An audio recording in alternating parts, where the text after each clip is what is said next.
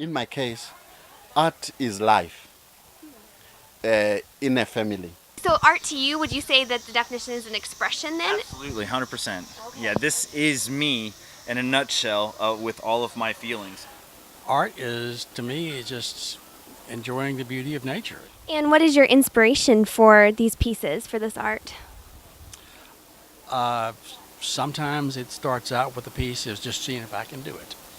I'll have an idea and I'll just get the saw out or then get a piece on a lathe and just start turning it. And sometimes the piece tells me what it's going to be. My art is a tribal art. It's a Zimbabwean art. It's named after my tribe, Shona. It's called Shona art. If you look at most of my pieces, they are about family values. And family values are something which my tribe, my culture, Zimbabwean culture, we believe in family values. So most of my pieces you'll find they are family unity pieces, even amongst wildlife. So there is something about love, family love, respecting love. I do think art plays a role in culture. I think in a lot of ways, and it's what I hope for my pieces, I think art can say things that maybe you don't have the words to say or you're trying to find the words to say. But I always think, if you don't have the courage to say some of these things, you can hang it up on the wall and everyone will know who you are. So, yeah. And what do you want your art to say? Live loudly, go big. I think everyone has their mood.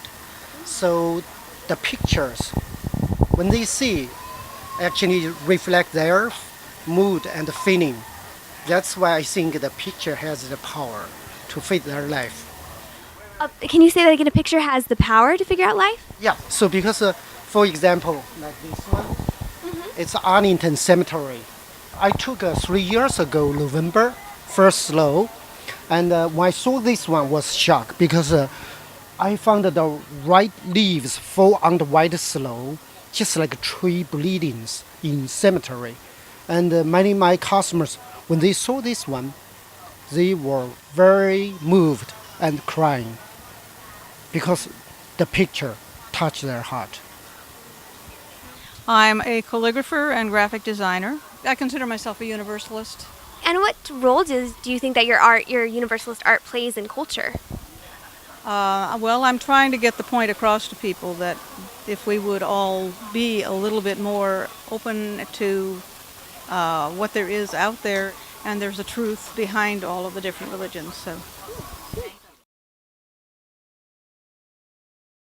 So he's kind of dreaming about flying or just being free, and so his thoughts and all that stuff comes through him, and all these are kind of my thoughts and how I feel free and free to do whatever I would like. Actually, there's no real rules. Do you see that any of your beliefs or your personal worldview then come out in your beliefs to live Constantly, loudly? because a quotation doesn't wind up on there unless it resonates with me. So I literally go through books and books and books of quotations, and it's only the ones that really kind of hit home with me that will ever wind up. I draw from all those different religions, different beliefs, different philosophies from around the world. And what's the orange?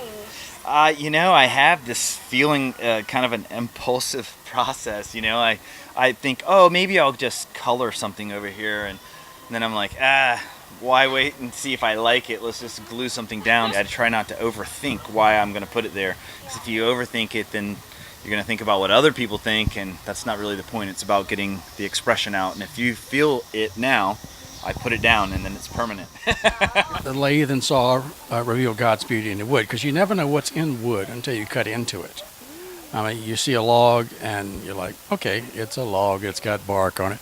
You cut into it, and you find the grain, and that's where the beauty is. I tell people that it's not, I don't create the beauty, it's just my job just to find it. So, there you go.